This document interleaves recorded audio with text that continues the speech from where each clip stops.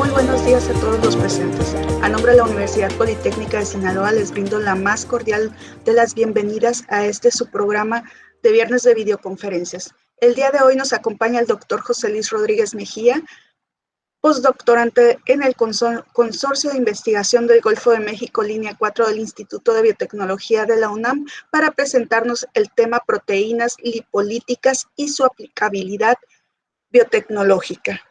Agradecemos las facilidades del programa de maestría en ciencias aplicadas y la dirección de investigación y posgrado para la realización de este evento. Asimismo, para presidirlo, nos acompañan el doctor Israel Benítez García, coordinador de la maestría en ciencias aplicadas, y el doctor Jesús Aarón Leiva, quien nos dirigirá unas palabras. Adelante, doctor. Sí, muchas gracias, maestra Edith. Y bueno, antes que nada agradecer al doctor Rodríguez por su disponibilidad en tiempo para acompañarnos en este programa de viernes de videoconferencia, el cual siempre ha sido un programa muy pertinente y más en estos tiempos pues de pandemia en que nuestros estudiantes no han podido regresar a los laboratorios. Entonces, en afán de seguirles brindarnos competencias adecuadas a nuestros estudiantes, un aprendizaje, pues organizamos este tipo de eventos, así que le agradecemos mucho, doctor Rodríguez. Nuestros estudiantes, pues aprovechar la experiencia del doctor, también agradecer el vínculo en esta ocasión del doctor Israel Benítez, miembro del núcleo académico básico de la maestría en ciencias aplicadas y coordinador del mismo programa por hacer el conecte, ¿no?, con el doctor Rodríguez. También agradecer a la maestra Edith Nordal, quien organiza este programa de viernes de videoconferencia desde Luxin. Y bueno, pues sin más que agregar, bienvenido, doctor. Esperemos que esta experiencia sea grata para usted y sobre todo también para nuestros estudiantes. Entonces, enhorabuena y adelante. Agradecemos sus palabras, doctor Jesús Aarón Salazar Leiva, quien es director de la Dirección de Investigación y Posgrado. A continuación, me permito leer la reseña curricular de nuestro destacado ponente. Realizó su licenciatura en Biología en la Universidad Autónoma del Estado de Morelos y obtuvo el título en el año del 2006. Su proyecto de licenciatura versó en la expresión heteróloga del gen de la lacasa alfa de Trametes versicolor en plantas de tabaco nicotiana tabaco. Realizó la maestría en biotecnología en el Centro de Investigación en Biotecnología de la Universidad Autónoma del Estado de Morelos. Obtuvo su título en el 2007 al desarrollar el proyecto Biodiversidad y Bioprospección de una metagenoteca de DNA genómico extraído de metal corroído de una pipa de asfalto. Obtuvo el grado de doctor en ciencias por parte de la Universidad Autónoma Nacional de México en el año 2017 al desarrollar el proyecto Análisis del efecto de estructuras secundarias alrededor del sitio de unión a ribosomas sobre la traducción de proteínas GFP como caso de estudio. En 2006 obtuvo su primer nombramiento como becario CONACYT para la realización de su maestría. En 2007 recibió mención honorífica por su proyecto y del año 2018 al 21 obtuvo el nombramiento de postdoctorante dentro del Consorcio de Investigación del Golfo de México.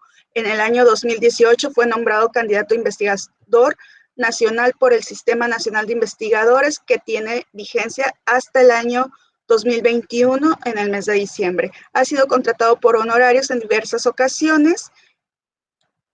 Desde 2016 ha estado involucrado en formación de recursos, participando como cotutor y tutor principal de alumnos de licenciatura. Ha impartido clases y una conferencia de microbiología desde el análisis molecular hasta su aplicación biotecnológica, clase inferencia filogenética y conferencia ingeniería genética, la biología molecular. Cuenta con 5 publicaciones en revistas internacionales arbitradas, un artículo de divulgación. Además, dentro del grupo de la doctora Pardo cuenta con la autoría y coautoría de 2 patentes. Ha trabajado al menos en 17 congresos nacionales e internacionales. Desde el año 2002 cuenta con constancias de asistencia a cursos y actividades académicas dentro y fuera de su alma mater. Actualmente se encuentra terminando 3 meses de contratación por honorarios en el grupo de trabajo de la doctora Liliana Pardo. En diciembre del año 2020 concluyó su participación como postdoctorante del año 2018 al 2020 en el Consorcio de Investigación del Golfo de México. Fue responsable de la puesta en marcha del equipamiento y materiales consumibles dentro del laboratorio LINPI 2 y BT UNAM Campus Morelos. Estuvo involucrado en el desarrollo de tamizajes funcionales para la búsqueda de herramientas con el potencial de uso biotecnológico mediante el uso de herramientas metagenómicas y microbiológicas clásicas. Contribuyó con la puesta en marcha de protocolos y estrategias de la extracción de DNA metagenómico utilizado para la creación de metagenómicas, así como el aislamiento, caracterización molecular, caracterización de metabolitos secundarios de cepas bacterianas marinas y su potencial uso en aplicaciones biotecnológicas. Su enseñanza en laboratorio tiene un enfoque en el aprendizaje de técnicas de biología molecular, biotecnología, así como el potencial y uso de muestras ambientales para la obtención de bienes y servicios. Y es así que, sin más preámbulos, le damos, además de la bienvenida, la sesión del uso de la voz. Bienvenido, doctor. Adelante. Hola, ¿qué tal? Muchas gracias. Muy buenos días a todos. Espero que les sea interesante lo que a continuación les voy a presentar. Les agradezco mucho que muestren el interés por el tema que desarrollo. Y a continuación voy a tratar de compartir mi presentación. Bueno, a continuación les voy a hablar de un tema que se me ha hecho muy interesante. Desde el año 2007, cuando yo realicé mi maestría, me vi involucrado en la parte de la biotecnología, me llamó mucho la atención, soy biólogo de formación, pero la aplicabilidad de las cosas biológicas a la cuestión industrial me llamó mucho la atención. La plática versa principalmente de cuáles son estas proteínas lipolíticas que tuvieran interés para la industria y en fin figurado para antropogénicamente.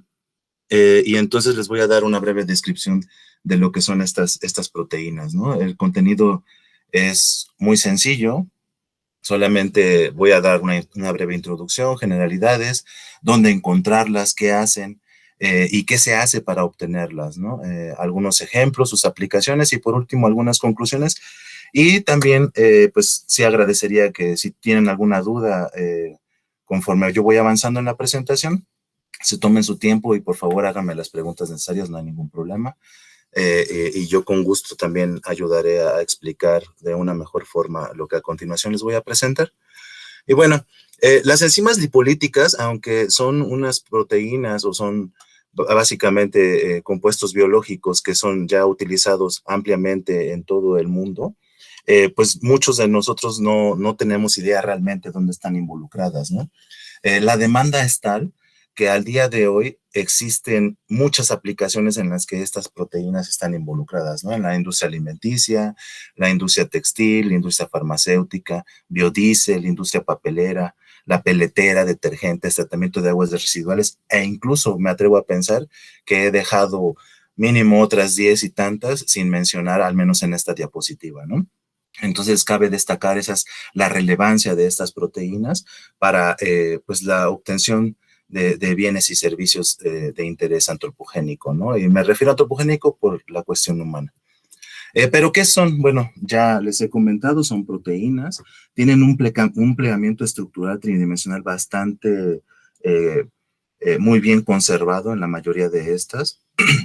Y antes de pasar incluso a ver cómo esa estructura tridimensional, les quiero también explicar que estas proteínas tienen la capacidad de llevar a hacer ruptura de enlaces tipo éster gracias a la combinación energética que tiene en su centro activo de 3 aminoácidos. A diferencia de muchas otras hidrolasas o muchas otras proteínas que tienen aplicabilidad ya química o biotecnológica a nivel internacional, estas proteínas en particular no requieren de cofactores metálicos o en su defecto a la ayuda de alguna otra molécula química para poder llevar a cabo la activación de su centro activo. Es decir, las lipasas o las esterasas o las proteínas hidrolasas, que son estas enzimas lipolíticas de las que les voy a hablar, tienen la capacidad de generar su propio core catalítico a través de una modificación química en sus aminoácidos, ¿no? Principalmente se le conoce como la tríada catalítica y están formadas por una serina, una histidina y una asparagina, como se muestra en la fotografía del lado derecho de sus pantallas. Esta serina catalítica está muy bien conservada en la mayoría de estas proteínas y pues principalmente se les conoce incluso como serin hidrolasas, ¿no? Quiere decir que utilizan un aminoácido tipo serina o más bien una serina para convertir su centro activo en activo, ¿no? Pero esto no queda hasta aquí. Tienen mucha más versatilidad e incluso se sabe que existen distintas estructuras de estas. Es decir, en el lado inferior izquierdo de su pantalla, la proteína que parecen unos listoncitos colgando es una chaperona. Esa proteína lo que hace es ayudar al plegamiento correcto de la que está al lado de ella, en el lado derecho de estos listoncitos. Estas en conjunto viven siempre en el genoma de quienes las portan, es decir, se cotranscriben cada vez que son necesarias y específicamente se tiene que aparecer esta chaperona para poder hacer activa esta lipasa. Este tipo de lipasas son muy interesantes porque tienen un amplio rango de actividad sobre muchos sustratos de cadena larga, ácidos grasos principalmente. Pero lo más interesante es que han coevolucionado para mantener un lugar en la sintenia de los genomas bacterianos, es decir, siempre se les va a encontrar juntitas, ¿no? Va a estar el gen de la lipasa y su chaperona. Pero también existen otros casos interesantes, como el que ustedes ven en el medio de la presentación, que parece una especie de arbolito. Este tipo de proteínas generalmente son esterasas, también son lipolíticas, pero a diferencia de estos otros monómeros que les he estado presentando, tienen un autotransportador. Este sistema de autotransporte le permite anclarse a la membrana externa de las bacterias. En su mayoría siempre se encuentran en bacterias, aunque hay ejemplos en plantas. Y se supone que están ahí porque están adquiriendo nuevas fuentes de carbono e incluso están ayudando a la modificación estructural de la membrana, ¿no? Entonces, bueno, estos son algunos ejemplos de lo que son estas proteínas y bueno, quería solamente darles un pequeño resumen de lo que son sus estructuras. Continuando con su descripción, principalmente ya a nivel de la biología de proteínas, estas proteínas tienen un estructuramiento algo canónico, ¿no? Es decir, casi siempre se les va a encontrar así. Y de hecho pertenecen a una familia de las alfa-beta hidrolasas. ¿Qué quiere decir esto? Que muchas de las hidrolasas que están presentes en esa clasificación presentan un arreglo como el que está en el lado izquierdo de sus pantallas, en el que ustedes pueden ver como una especie de sándwichito, ¿no? En el medio hay vetas plegadas y en la parte superior e inferior se encuentran unas alfa hélices, ¿no? Este estructuramiento es el conocido como alfa-beta. Este estructuramiento es muy particular de estas hidrolasas y particularmente en las lipolíticas siempre va a estar presente más o menos una lámina beta que a veces se modifica porque se vuelve más corta o más larga en sus extremos, pero básicamente van a tener incluso hasta el mismo número de láminas o el mismo número de alfa hélices para generar otras estructuras que a continuación les voy a hablar. Y del lado derecho de la pantalla pueden observar estructuras secundarias de estos arreglitos, ¿no? Que tienen las alfa beta hidrolasas.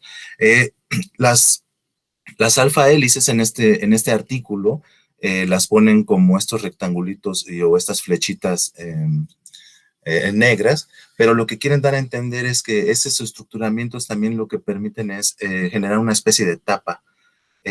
Particularmente las lipasas, que son algunas enzimas lipolíticas bastante interesantes y que también tengo como muchos ejemplos de estas, tienen una tapita. Y esta tapita es como la que le permite entrar y salir una vez que ha sido reconocido el sustrato al interior del centro catalítico. Algo interesante en la mayoría de las proteínas lipolíticas es que tienden a ser activas en ausencia de agua. Y principalmente las lipasas son las que pueden llevar a cabo la hidrólisis de algunos sustratos que son liposolubles, ¿no? O sea, no necesariamente están disueltos en agua, o incluso pueden estar disueltos en algún otro tipo de disolvente no polar o polar, etcétera, ¿no? Hay muchos otros ejemplos en los que se les ha visto trabajar de manera muy interesante, ¿no? A diferencia de las lipasas, las esterasas carecen de esa tapita y su estructuramiento es más como de una especie de guante de béisbol, o sea, está un poco más abierta, ¿no? Eh, Cabe señalar que pues únicamente lo que quería hacer con esto es demostrarles un poco del estructuramiento tridimensional que tienen estas proteínas, porque más adelante vamos a hablar un poco más de sustratos, etcétera, y pues esto da un poco la idea de cómo están trabajando estas, ¿no? Principalmente el sustrato entra por esta tapita o por este canalito, se es reconocido por una especie de cuenco, y en este es donde se lleva a cabo pues los ataques nucleofílicos por parte de la serina y el estructuramiento de un carbono tetraédrico, que se supone que ese es como el corte o la tijera que hace en el sitio de corte que reconoce estas proteínas, ¿no? ¿Qué se sabe? Aparte de ya todo este fondo químico y bioquímico que les he estado hablando, bueno, se sabe que son ampliamente distribuidos, o sea, son, al menos este ejemplo que les voy a poner aquí, es muy particular y está muy padre, es el que está más actualizado, es del año pasado, es de Kovacic, y él hace una revisión muy extensa de lo que son estas proteínas lipolíticas, y nos regala una grafiquita de este tipo, ¿no? Las grafiquitas pastel que están a la izquierda de su pantalla, habla sobre cuánto de las lipasas hay en los reinos, ¿no? Entonces, como ven, la mayoría de estas lipasas han sido caracterizadas en bacterias, al igual que en las esterasas, pero a diferencia de las lipasas, las esterasas están muy bien distribuidas también en el reino fungi, o en los hongos. En algunos otros eucariontes también están, les comentaba hace rato que también están presentes en plantas, llevando a cabo pues el reacomodo incluso de la pared celular, de las membranas, etcétera, ¿no? Donde haya ácidos grasos, estas van a estar participando, e incluso se les ha visto participar en la formación de compuestos, ¿no? Entonces tienen una habilidad bastante buena e interesante, y es por eso que creemos que tiene esa ubicuidad en casi todos los organismos vivos, ¿no? La figura del lado derecho es un arbolito que presenta cerca de 19, en realidad son 19 familias en las que están agrupadas estas proteínas lipolíticas, o sea, de la 1 hasta la 19, cada una tiene una actividad muy particular, y eso es lo que las hace todavía más interesantes, ¿no? Es decir, si quisiéramos buscar aplicabilidad sobre bioremediación, pues tendríamos que buscar en alguna de estas familias donde se encuentran esterasas o lipasas que ya han sido utilizadas para la bioremediación, ¿no? Cabe señalar que pues toda esta información está en las bases de datos. Hay números de acceso en los cuales ustedes pueden navegar, picar e encontrar mucha información sobre estas, ¿no? Este arbolito es de una colaboradora. Estamos preparando un articulito en el que hemos actualizado la reorganización de estas familias. Tuvimos que hacer pues el screening manual y curar la base de datos.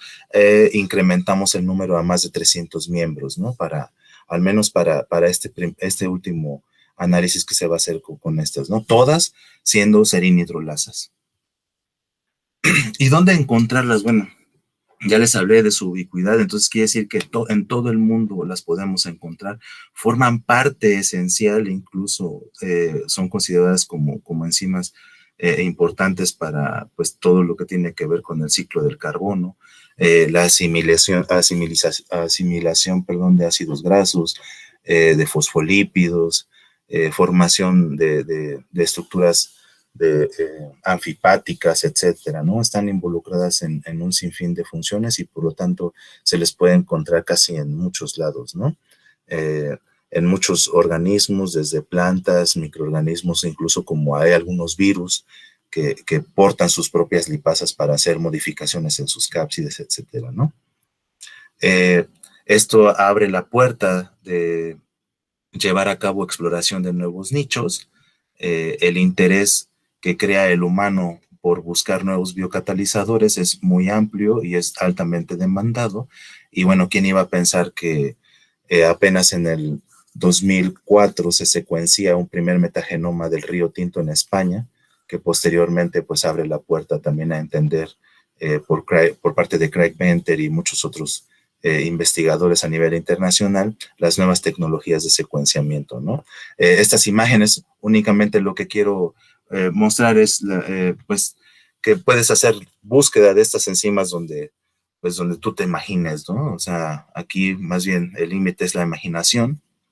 Cabe señalar, aquí traigo un ejemplito muy particular, que la fotografía que está del lado superior derecho de este collage es el esqueleto de una ballena en el fondo del océano. En 1998, desde 1995 hasta 1998, el grupo de Green hacen colecciones de esqueletos y algunas muestras que tomaron en el fondo de una zona abismal, creo que estaban entre 3.000 y 4.000 metros de profundidad, y es en el 2005 en el que sale la primera recopilación del análisis de estos datos. Y lo interesante de todo esto, y lo que quiero remarcar, es que estos nuevos sitios de exploración dieron pie a encontrar nuevas proteínas. Dentro de estas también hay nuevas lipasas, ¿no? O nuevas esterasas, nuevas proteínas lipolíticas, pero también algo interesante es que incluso se describió una nueva vía de síntesis de unos aminoácidos, ¿no? No tengo ahorita el dato de cómo se llama el aminoácido, pero si gustan, ahí está la cita. Y bueno, y claro, esto también lo pueden encontrar en una base de datos pues, altamente utilizada por todos, que es el NCBI. Ahí les pongo el ejemplo de lo que es la comunidad de las ballenas caídas, ¿no? Ahí es donde pueden consultar toda esta información sobre qué es lo que pasó, qué es lo que se obtuvo, e interesantemente pues pueden buscar alguna otra proteína que sea de su interés. Pero ¿qué hacen las proteínas lipolíticas? Bueno, su papel es tan ampliamente distribuido y pareciera que pueden llevar a cabo como unas reacciones muy, muy complejas. En realidad, no. Químicamente es de las reacciones, pues, un poquito sencillas. No quiero decir que sean fáciles, sino que son sencillas. Es decir, son capaces incluso de tener reversibilidad, es decir, pueden formar compuestos, pero también pueden hidrolizar compuestos, siempre y cuando estén presentes los enlaces éster, que son formados con un grupo carboxilo y un alcohol. En este caso, vamos a ver la reacción del lado inverso. Los invito a ver la parte derecha de la diapositiva, en el que vemos un ácido graso con su carboxilo libre y un glicerol, ¿no? Entonces tenemos 3 ácidos grasos que andan nadando por allí. Entonces, bajo una condición específica de actividad, una lipasa lo que puede hacer es llevar a cabo la condensación de estas 2 moléculas para formar un triacilglicerol. Pero también, bajo otras condiciones y en presencia de agua, se puede llevar a cabo la hidrólisis de estos, ¿no? Entonces, esa es la bondad que tienen estas proteínas. Tienen la capacidad de generar reversibilidad dependiendo de la condición en la que se encuentren, pues de sus actividades, ¿no? Entonces, ahí abajito de la diapositiva está la designación química de las esterasas y de las lipasas. Y algo muy sencillo para que se les quede en mente es que las esterasas principalmente sí son proteínas lipolíticas, mas sin embargo actúan sobre compuestos que son hidrosolubles, es decir, aquellos que tienen cadenas carbonadas cortas o que no son tan complejos como para no disolverse en agua. A diferencia de estas, las lipasas pueden actuar sobre moléculas que son liposolubles o que son o están solubles no en agua, y también actuar sobre aquellas que son más complejas, es decir, se ha visto la actividad de algunas lipasas actuando sobre moléculas de hasta 23, 24, 26 carbones, ¿no? Ácidos grasos como el palmitato, algunos aromáticos, ¿no? También en los que se ha visto. Y eso es porque pues tienen la virtud de trabajar en ausencia de agua, ¿no? Existen muchas estrategias para la búsqueda de estas enzimas. Nosotros en el laboratorio, bueno, o al menos en el laboratorio en el que me tocó realizar mi postdoctorado y llevar a cabo pues también un poco del desarrollo de mi línea de investigación, pues nosotros teníamos como dos aproximaciones, ¿no? La parte de hacer microbiología tradicional, es decir, aislar microorganismos, generar banquitos genómicos y buscar a través de expresión heteróloga, pues proteínas de nuestro interés, principalmente pues llevando a cabo tamizajes funcionales. Sin embargo, y espero que muchos de ustedes estén familiarizados, o si no, si es la primera vez que escuchan la palabra metagenómica, los invito a que se echen un clavadito así en Wikipedia, y está bastante interesante todo este tema, ¿no? La metagenoteca la metagenómica es una herramienta de la biotecnología que permite encontrar nuevos genes que producen nuevas proteínas o que están involucrados en la producción de nuevas proteínas con interés biotecnológico, ¿no? Pero sin depender de los organismos o de los microorganismos en los cuales estos generalmente son sus hospederos, ¿no? Entonces, se trabaja directamente con el DNA y se buscan hospederos que heterólogamente los estén expresando y de esta manera poder hacer tamizajes más cómodos ya en laboratorio, etcétera, ¿no?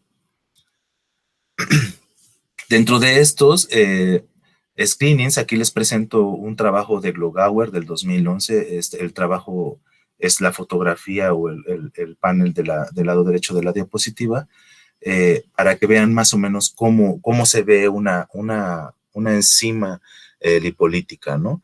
Esas que ven ahí son clonas o son hospederos Escherichia coli principalmente, que está expresando un gen de un bichito ahí, pero que es lipolítico, ¿no? Entonces, esto se hace, las búsquedas o los tamizajes o screenings se hacen directamente sobre sustratos como tributirina, como triacilglicéridos. Algunos utilizan también compuestos que viran de color cuando son hidrolizados, etcétera. Pero Glogauer utiliza un triacilglicerol y lo que hace es demostrar la presencia de halos de lipólisis en estos medios, ¿no? Esas sombritas claras que se ven en las colonias son halos hidrolíticos, ¿no? Entonces, ahí se ve todo el trenecito, seleccionan las clonas, expresan la proteína, y bueno, ahí tienen distintas fracciones que han estado utilizando para hacer distintas cosas. ¿Qué es lo que se busca con estas estrategias para estos nuevos biocatalizadores? Principalmente para las enzimas lipolíticas, lo que se busca es que tengan una amplia variedad de perfiles bioquímicos de interés, es decir, que sean capaces de tolerar sal, que sean capaces de estar en presencia de detergentes, que trabajen a altas o bajas temperaturas, que sean estables térmicamente, que tengan actividad en pHs extremos. De hecho, una de las virtudes que tienen la mayoría de las enzimas lipolíticas es eso, trabajar en pHs altos. Estamos hablando de trabajos entre 9 hasta 12 de pH, ¿no? En los que se ha visto trabajar tanto esterasas como lipasas.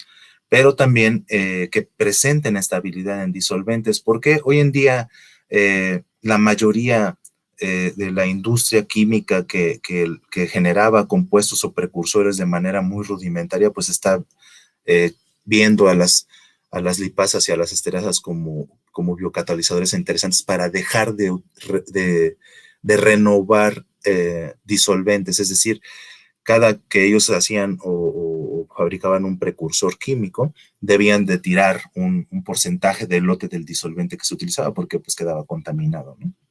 Hoy en día, las nuevas estrategias utilizando este tipo de proteínas lo que hacen es, pues, reducir la necesidad de estar haciendo el recambio del disolvente. Por lo tanto, una proteína que tenga la capacidad de estar, pues, viviendo en esa condición, pues sería lo ideal, ¿no? De estos biocatalizadores. Además de que cada una de estas presenta un interés muy particular también para la industria química, y es la capacidad de selección quiral, es decir, tienen la capacidad tanto cuando hacen síntesis como cuando hidrolizan, de poder reconocer un cierto tipo de estructuras análogas, ¿no? Entonces, se han ya incluso utilizado para poder enriquecer muestras racémicas en algunos medicamentos, y eso las hace, pues vaya, un biocatalizador pues bastante cotizado, ¿no? Además de que hoy en día, pues la industria que necesita, pues, un trabajo más rudo, más exigente, como lo es la peletería o la remoción de contaminantes en agua, como la bioremediación, etcétera, pues necesita que también estas toleren una gran cantidad de presencia de sal, de iones metálicos, de detergentes caseros, etcétera, ¿no? Entonces, por eso este abanico de cualidades que son las que se buscan para estas proteínas. Y sí las hay, así que es interesante seguirles hablando de ellas porque, vaya, como que no se termina su aplicabilidad, ¿no? El estado del arte, me refiero en esta tabla se resume muy bien, en el año, este año sale de dónde provienen algunas de las proteínas de tipo lipolítica, como son las lipasas o las esterasas, dónde están siendo almacenadas, dónde están siendo buscadas. Entonces, ese es un ejemplo que obtengo de una revisión que hace Bhaskar. En esta nos habla de unas enzimas, principalmente son esterasas, que han sido aisladas tanto de sedimentos marinos como de organismos que han sido obtenidos del mar, ¿no? Principalmente la forma en cómo él los busca es de una forma metagenómica, utilizando fósmidos, plásmidos y algunos otros tipos de vehículos moleculares para la clonación o el resguardo de DNA ambiental. El tipo de búsqueda que ellos implementan es una búsqueda basada en actividad. Esa es una cualidad bastante bonita de estas enzimas porque podemos echar mano de muchas estrategias de búsqueda, principalmente por colorimetría, ¿no? Entonces eso está muy padre porque es muy fácil identificar su actividad. Y bueno, y también nos habla incluso del número de clonas que han estado como en el escrutinio hasta encontrar una positiva, pues nada más fíjense, ¿no? Hay números que van de 4 por 10 a la 4 de CFUs analizadas para encontrar solamente una, ¿no? O 5, no sé, según el tipo de reporte experimental que se tenga. Gracias a esto, se sabe hoy en día que hay ya un bastante bulk de este tipo de proteínas que casi están diseñadas o están siendo encontradas para hacer algo en específico, ¿no? De distintos tamaños, de distintos comportamientos físico-químicos, etcétera, pero también distinta especificidad de sustrato, ¿no? Incluso en esta tablita los invito, bueno, no sé si lo alcancen a observar, pero en el medio de la tabla se habla sobre el tipo de sustrato que está reconociendo, ¿no? Desde paranitrofenilésteres, que son cadenitas carbonadas con un fenol, una molécula de fenol, que es un sustrato cromogénico, y estos paranitrofenilésteres se utilizan incluso como indicadores de actividad de esas proteínas, ¿no? Pero pues bueno, si le echan un ojo, hay gilosa, hay feruloilésteres, que son otros ésteres, o son moléculas con enlaces ésteres modificados que también son reconocidos por estas proteínas, heroína, cocaína, nuevamente la parte esta de algunos compuestos como los azúcares. Ustedes se preguntarán, bueno, ¿y por qué sobre un azúcar? Bueno, pues en los azúcares también hay enlaces ésteres, hay modificaciones en estos, y se ha visto que hay algunas hidrolasas del tipo lipasa o esterasa que tienen actividad sobre estos, ¿no? Entonces eso las hace también, otra vez, muy interesantes porque, vaya, pues no tienen como un límite sobre qué tipo de sustratos actuar, ¿no? Por tal motivo, me hice una pregunta hace un tiempo, ¿no? De, pues, si esto podría ser ya nombrado como un commodity. Un commodity es aquello que tiene una influencia económica por ser una materia prima interesante o que está inmersa en alguna aplicación económica internacional.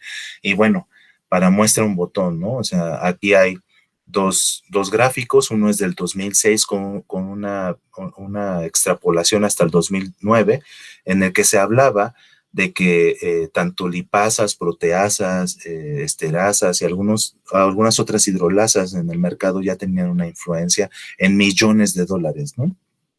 Como ven, la mayoría de estas incide mucho en la parte técnica de enzimas para ese año, también para la parte de comida y para la parte de productos de alimentación, ¿no? Porque como vimos en la primera diapositiva, están incluso en la parte esta de la panadería, están también en la síntesis de algunos aceites comestibles e incluso precursores aromáticos, ¿no? Y bueno, para el 2019 tenemos esta otra gráfica del lado derecho, en el que, bueno, de manera muy general solamente nos indica la entrada al mercado de las hidrolasas dentro del 2014-2019, y eso es a través, pues, de las patentes cedidas, ¿no? Bueno, dadas. Se cree también que, pues, esto va a empezar a crecer más.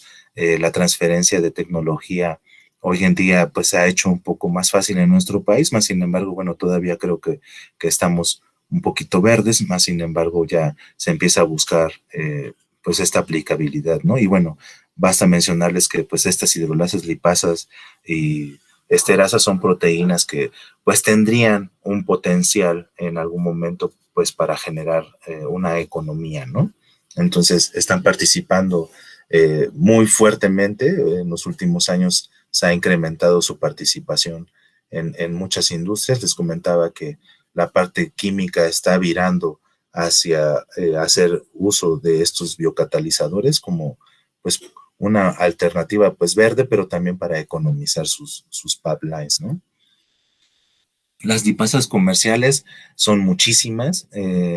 Yo no había caído en cuenta, pero se habla de la presencia de lipasas desde en el mercado ya con marca registrada, etcétera, pues desde los 90s. Entonces hay industrias que nacieron de la industria de la biología molecular desde 1982. Entonces, bueno, por eso que existen ya muchos ejemplos. Aquí algo que hizo una alumnita que tengo de licenciatura es un resumen de cuáles son estas proteínas, cómo se llaman, de qué bichito provienen y cuál es la aplicación, ¿no? Entonces, cabe señalar que pues vamos nuevamente, ¿no? Desde la industria farmacéutica hasta la industria alimenticia o la industria ahora de síntesis orgánicas, que es lo que les hablaba, que tienen la capacidad de hacer síntesis, es en la que también están participando este tipo de proteínas, ¿no? Además que, como muchos ya saben, los detergentes comerciales ya las incluyen, ¿no? Entonces, pues que no les caiga de raro ver ahí en la parte del contenido de los detergentes que haya lipasas o esterasas, ¿no? O moléculas de este tipo. Aparte, van en conjunto con formulaciones de surfactantes y detergentes, ¿no? Entonces, la industria de la lavandería también las ha utilizado ampliamente. Otras particularidades es que se les puede encontrar adaptadas para hacer muchas cosas. Aquí esta referencia del 2007 es solamente para ejemplificar el hecho de que estas proteínas también tienen capacidad de trabajar en agua fría o en condiciones de temperatura baja. Y les hago hincapié en eso porque hace 15 años se demandó a la parte biotecnológica encontrar proteínas que tuvieran la capacidad de trabajar en condiciones de temperatura baja. ¿Por qué? Porque la industria de la lavandería tenía un gasto, ¿no? Que es pues, utilizar agua caliente. Generaba un gasto o incrementaba un gasto en sus líneas de trabajo. Por lo tanto, buscar este tipo de biocatalizadores que puedan disolver moléculas en agua fría es súper padrísimo, ¿no? Entonces, como ven, hay muchos ejemplos. Estos son unos poquitos que están en esta referencia, pero se están utilizando y pues son muy, muy, muy exitosos ahorita, hoy en día en el mercado y o a nivel piloto en los que se hicieron los primeros estudios, ¿no? Algo más, mucho más interesante y creo que ya es como lo que quiero dejar para ustedes, que vean la importancia de estas proteínas y los logros que se han hecho con la aplicabilidad de estas, es esos precursores e incluso medicamentos que ya están en el mercado. En el año pasado se hace una revisión general sobre las patentes y de los procesos en los que están involucrados tanto esterasas como lipasas. Y bueno, miren, para muestra, unos cuantos ejemplitos. Aquí, por decir, en el esquema de la parte superior izquierda de la diapositiva, podemos ver la producción de un anticonvulsivo que se llama levetiracetam. Este es a partir de la proteína, lo que hace es tiene la capacidad de reconocer ser enantioselectiva, es decir, puede de manera muy específica reconocer una modificación en la molécula y de esta manera llevar a cabo la hidrólisis y la generación del compuesto cíclico, ¿no? Ya después creo que se le agregan algunas otras cosas y incrementan la condición química, pero el paso primordial de poder elegir el precursor lo hace una lipasa, ¿no? Entonces, del lado derecho, en la parte inferior, podemos ver la producción de ticagrelor. Este es un antiagregante plaquetario. De hecho, ya se está utilizando en algunos tratamientos para procesos de estos cardiovasculares, etcétera, ¿no? Para impedir infartos o bloqueo de arterias, ¿no? Entonces, bueno, ahí ven, también la Novozyme es la designación que se le da a la lipasa que ya se está aplicando industrialmente, ¿no? Dentro de otras de las aplicaciones, pues existen la producción también de otros productos que son utilizados como estos, que es el inhibidor de una proteasa.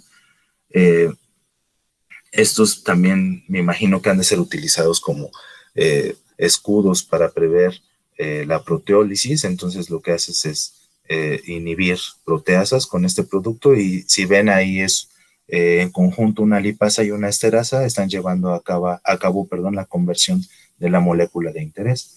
En la parte inferior derecha está pues la modificación que hace una lipasa sobre un compuesto aromático para la obtención de valsartán, ¿no? Que este es un antihipertensivo que incluso me imagino que algún familiar por ahí han de tener, o incluso ya han visto este tipo de medicamentos, como el valsartán, que es producido por el uso de una lipasa, ¿no?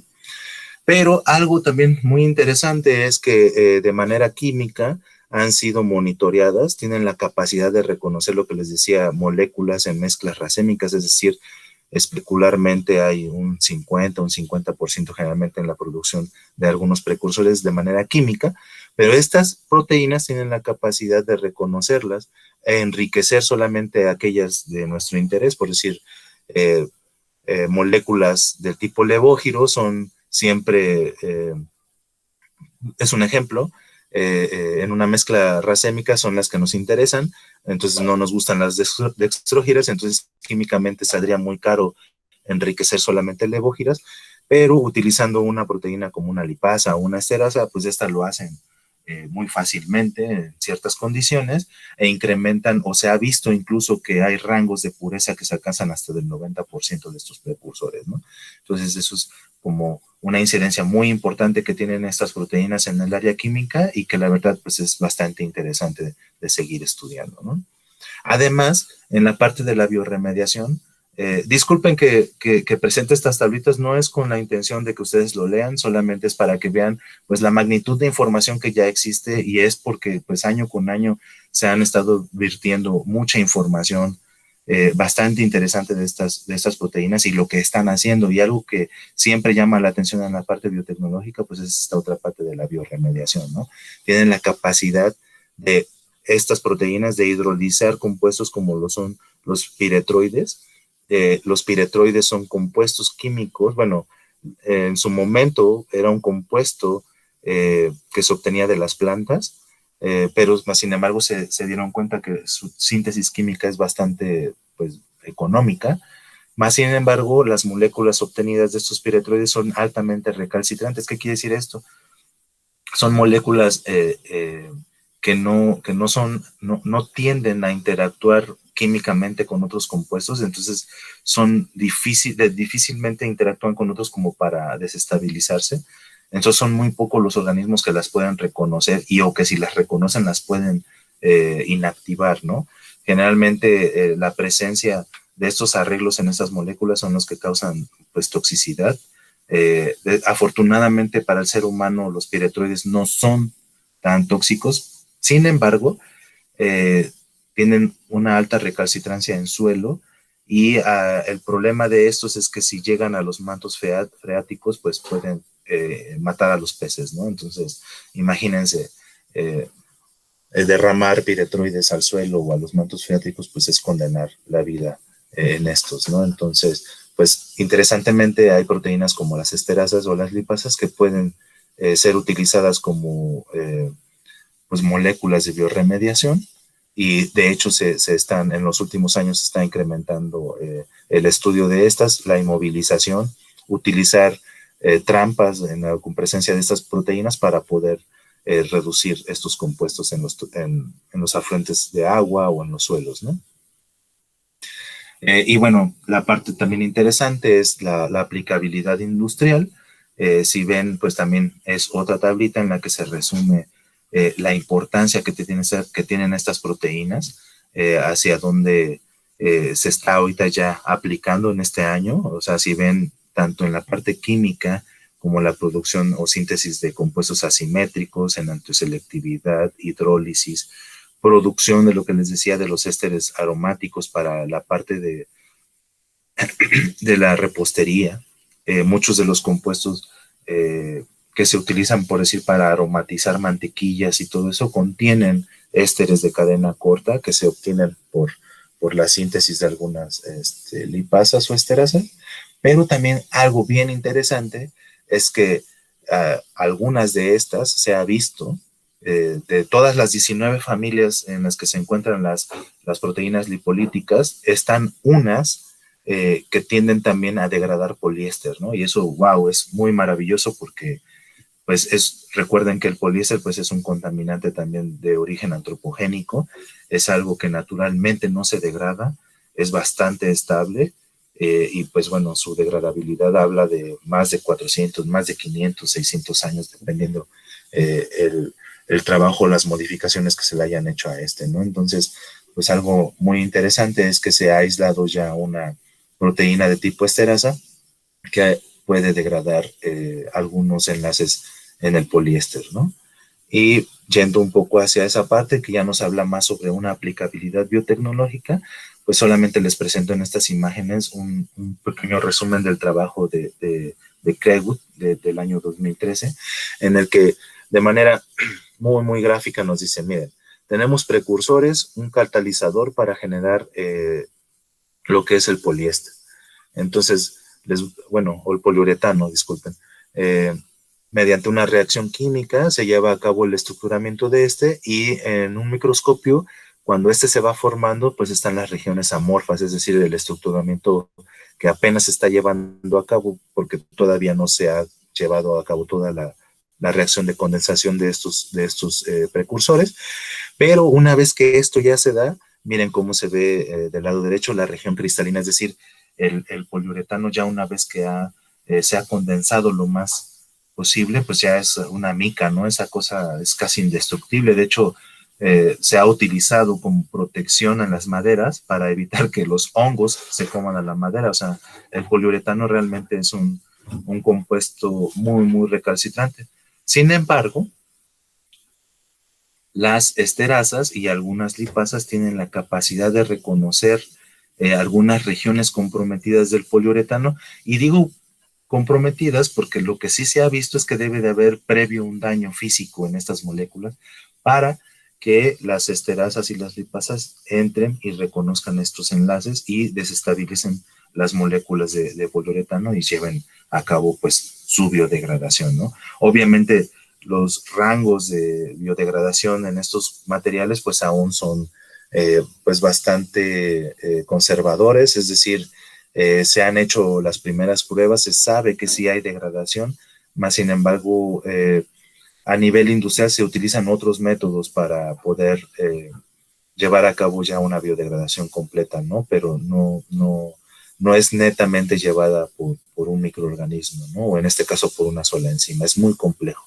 Más sin embargo, pues al día de hoy creo que surgen nuevas evidencias día con día, año con año, de que hay proteínas que son más eficientes bajo ciertas condiciones y que por ende pueden llevar a cabo la hidrólisis de una manera más eficiente de este tipo de compuestos, ¿no? Por último, solamente basta mencionarles que yo también trabajé con una chica de una universidad politécnica, llevamos a cabo la búsqueda también de actividades lipolíticas y mediante el secuenciamiento de una clona metagenómica pudimos caracterizar al menos bioinformáticamente la presencia de un gen de una fosfolipasa tipo D, ¿no?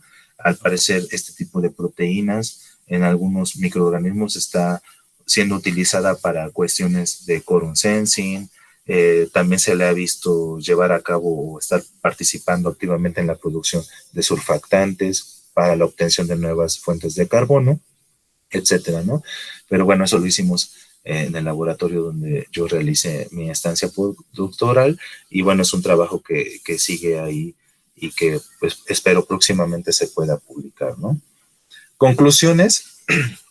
De manera muy resumida, pues pongo estos puntos importantes que se me hacen para mí. Estas proteínas pues son ampliamente distribuidas, por lo tanto, vaya, no tenemos restricción de dónde buscarlas ni qué hacer con ellas, ¿no?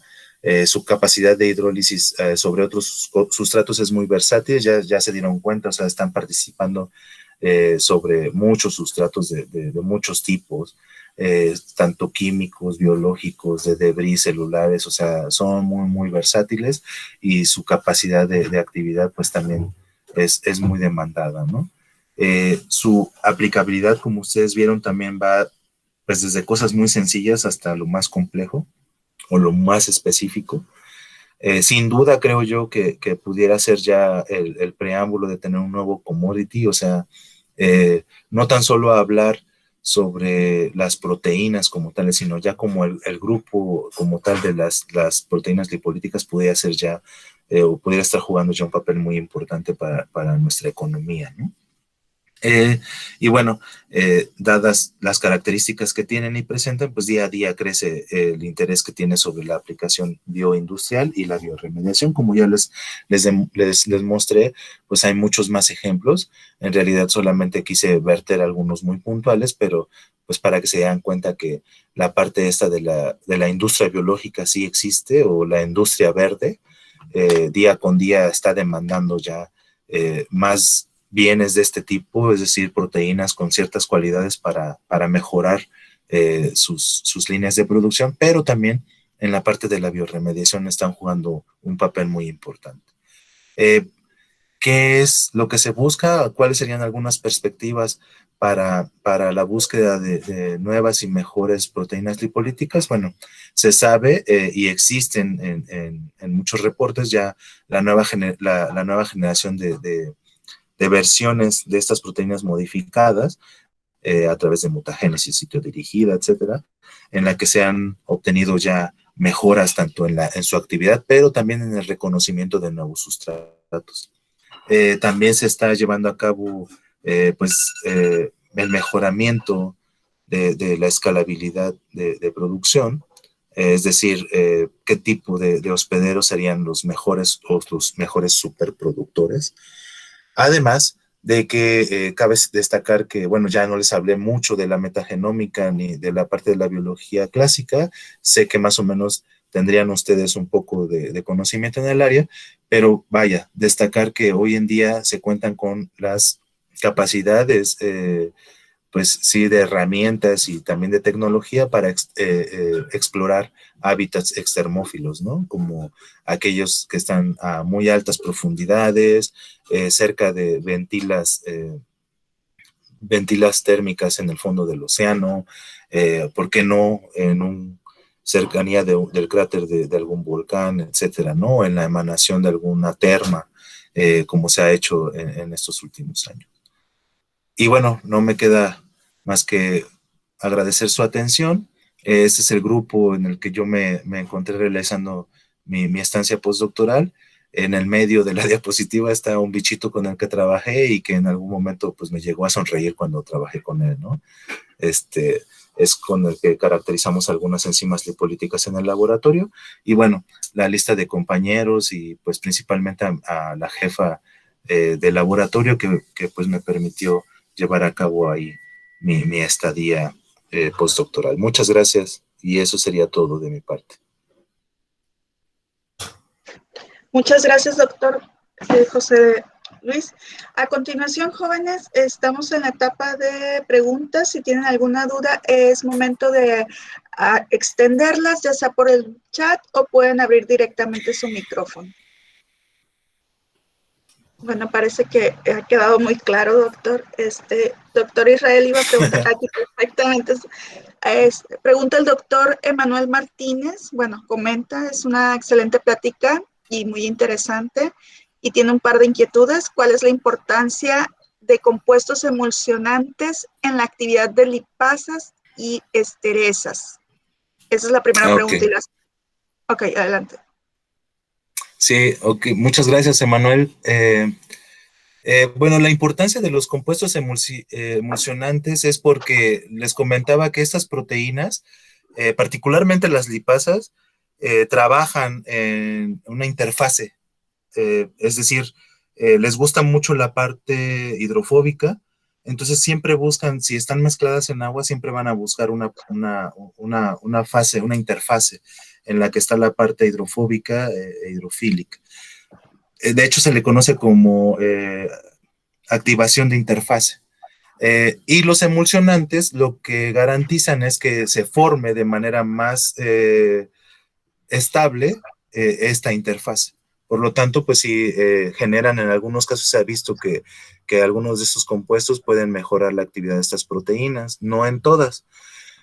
Como a bien me corro a la segunda pregunta, y es, pues sí, no son imprescindibles, o sea, en realidad hay algunas proteínas que no lo van a requerir para llevar a cabo esta catálisis, ¿no?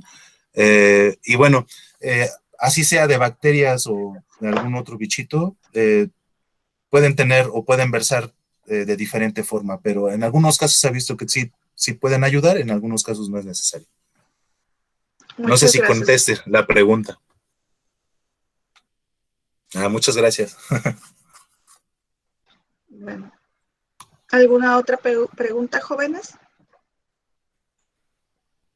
Bueno, parece que están comentando. Muchas gracias, Alicia. Que todo quedó muy claro, que muy interesante la conferencia y pues de parte de la Universidad Politécnica le agradecemos infinitamente su tiempo y disposición. Aquí Oscar Jesús levantó la mano. ¿Puedes abrir el micrófono, Oscar? Adelante, adelante. Buenos días. Buenos días. Gracias, doctor, por sus aportaciones, actualizándonos en este tema. Yo trabajo un poco con la producción no producción, sino, sí producción de microalgas. Y le quería preguntar si tiene algo de experiencia, porque ya mencionó por ahí algo de biodiesel, ¿verdad? Que inclusive ya hay una enzima ya, lipocine, la vi, por ahí la alcancé a ver ahí ya en sus gráficas. Si podemos obtener de estas lipasas o esterasas de microalgas marinas, sobre todo. Ok. Ok, Oscar. Bueno, se supone que tendrían que estar presentes, más sin embargo, lo que tú quisieras entonces más es el catalizador, es decir, yo lo que sé es que las algas se están utilizando mucho porque pueden producir cierto tipo de ácidos grasos en un tipo de condición y enriquecer la presencia de estos. No sé si también triacilgliceroles, pero lo que sé es que para eso las utilizan. No sé si están utilizando o hayan ya encontrado alguna lipasa de origen de algas, no creo. Más bien, lo que sí hacen es obtener toda la carga grasa de las algas, porque pues se supone que tú tienes un bioreactor, obtienes una cantidad de biomasa bastante grande y por ende tienes la facilidad de extraer ácidos grasos con mucha mayor cantidad. Y ahora sí, para llevar a cabo la producción del biodiesel necesitas forzosamente una lipasa, y en este caso pues se utilizan las bacterianas o otras, para poder obtener los compuestos carbonados, en este caso, lo más parecido a los compuestos alifáticos, ¿no? De cadenas de 8, de 12 carbonos, que son los que se están o están presentes en las cargas de biodiesel, ¿no? Pero como tal, no sé si alguien está explorando la expresión de un gen que sea de una lipasa de origen de las algas, ¿eh? Ah, ok. La pregunta iba en el sentido también porque de la diversidad de microalgas que existen, las condiciones que actuales o tradicionales que se han trabajado sobre limitación de nutrientes, variación de temperaturas, la variación de los luxes, etcétera. No todas las microalgas nos dan los mismos resultados, es una gran variedad, pues es muy amplio el campo si le puede afectar un factor o una variable que yo estoy controlando, pero le puede afectar otro y a veces no nos damos cuenta. Entonces yo pensaba, si había lipasas que pudieran activar esa parte de la formación del aceite para incrementar en ese tipo de microalgas, ¿verdad? Sobre todo en microalgas más. Creo que ahí, Oscar, eso sí sea, en el Instituto de Biotecnología está el doctor Alfredo Martínez.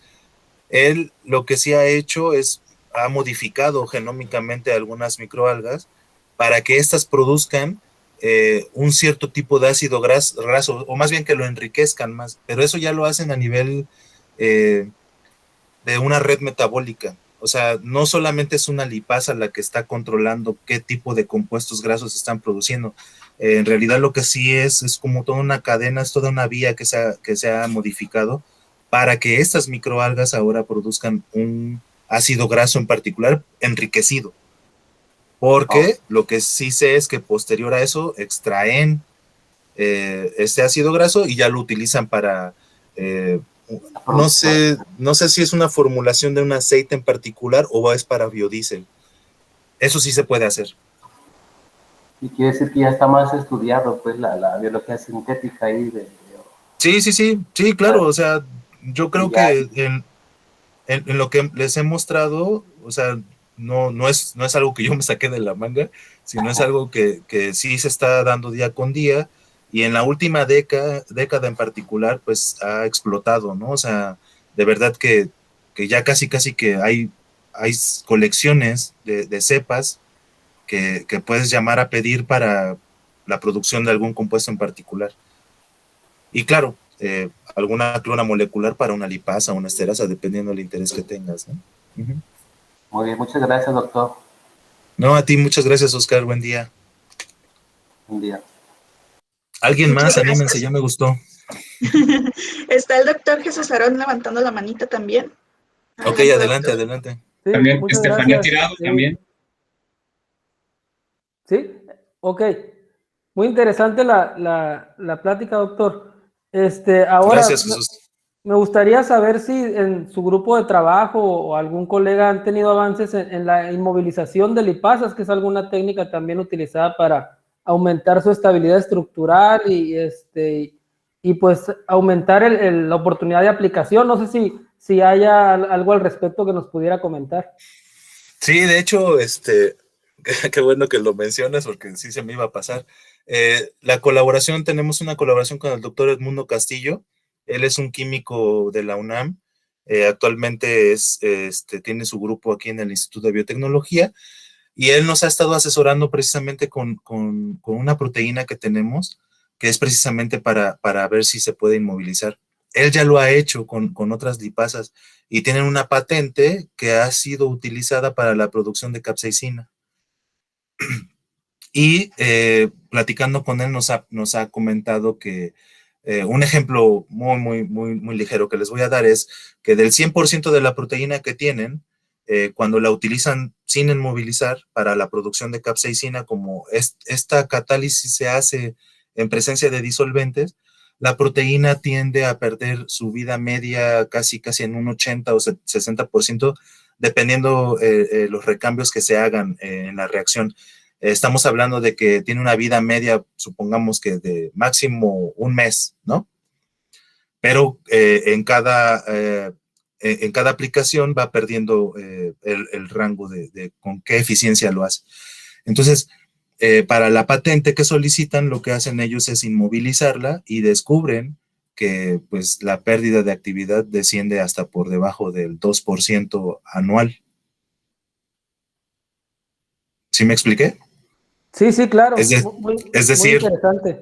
está padrísimo porque, o sea, la proteína casi se hizo eterna, ¿no? Entonces, Exacto. es un proceso bastante, como bien lo mencionabas, ¿no? Cambió completamente su estabilidad, la hizo más robusta a trabajar bajo la condición esta en la que se estaba utilizando, y vaya, o sea, es un biocatalizador, pues casi que eterno, ¿no? Entonces, sí se ha hecho, y sí, yo particularmente no lo he hecho, pero estoy colaborando con él porque tenemos en puerta un proyecto, pero él sí lo ha hecho y está trabajando con una empresa que se dedica a eso, a producir capsaicina con el uso de una lipasa. Pues muy interesante, doctor. Esta es una aplicación que yo en lo particular trabajé en mi tesis doctoral, por eso lo pregunté. Igual y luego retomamos algo ahí a través del doctor Israel. Podríamos Claro que fomentar sí, alguna Jesús. colaboración.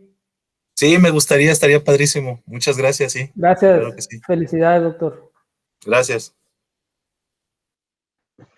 Muchas ¿Alguien gracias. más ¿El había? doctor Israel había comentado algo? Sí, hay ahí algunas manitas levantadas, por ejemplo, Elisa Maite. Ay, no Ajá. las veo. Sí, salieron ahí nada más. No, Elisa Maite nos acompaña de parte de difusión, entonces Ok. ha de haber sido alguna situación. Había mencionado a Katia, creo. Sí. Porque yo aquí no las puedo visualizar, pero si hay alguna pregunta, adelante, jóvenes, con toda confianza. En lo que se animan los jóvenes, doctor Rodríguez, muchas felicidades por la presentación. Oye, Un muchas gusto siempre gracias. escucharlo. Y bueno, bien interesante la plática porque nos da un enfoque desde cómo entender la causa-efecto de un proceso enzimático.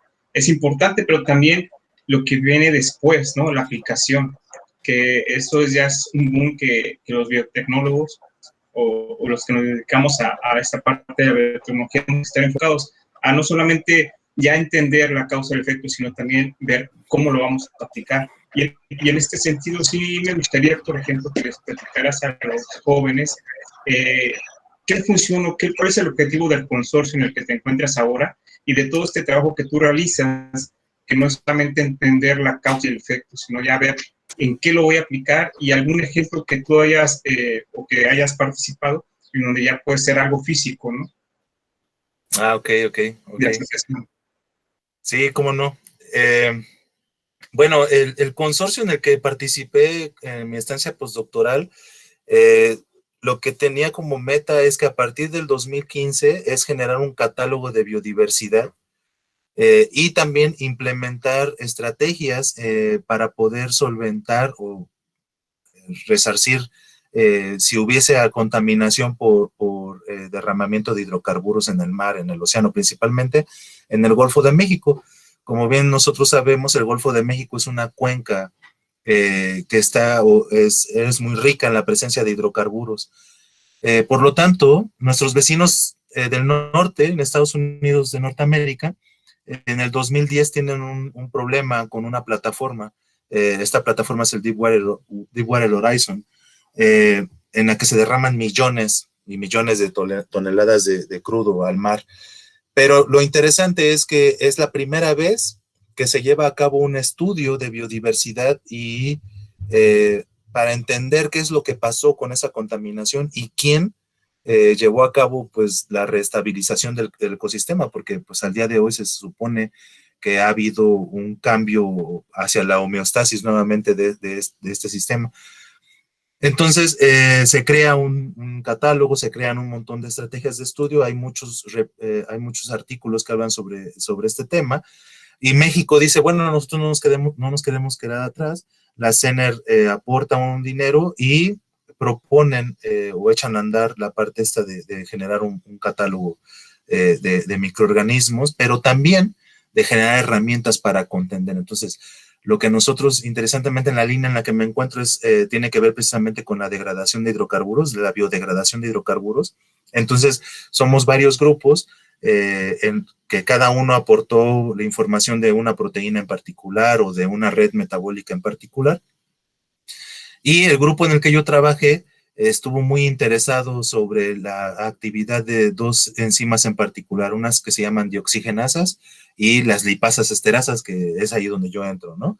Entonces, desarrollamos varias estrategias de búsqueda o tamizaje de estas proteínas, tanto en muestras que nosotros trajimos del Golfo de México y que enriquecimos aquí en presencia de hidrocarburos, para cazar, bueno, yo le llamo caza, pero es más bien para la búsqueda de proteínas de actividad lipolítica que estuvieran relacionadas con la degradación de alcanos, que son los compuestos principales de los hidrocarburos, ¿no? Bueno, son cadenas lineales de carbono que están en mezcla con otros hidrocarburos y que forman el petróleo, las gasolinas, etcétera, ¿no?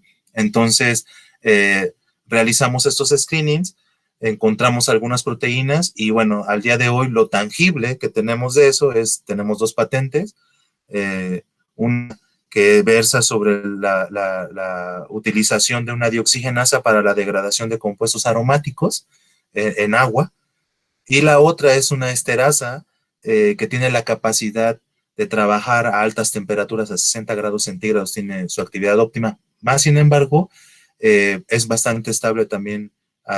Bueno, es activa a temperaturas de hasta 75 grados centígrados.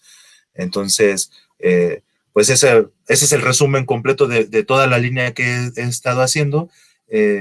Yo lo único que les puedo comentar es que no nos desmotivemos, es mucha talacha, es mucho trabajo detrás de esto, más sin embargo, creo que al final uno tiene la convicción de estar buscando cosas para la aplicación. Más que nada, pues yo soy biotecnólogo, entonces la verdad que sí, me late mucho estarlas buscando continuamente o estar involucrado en esos proyectos.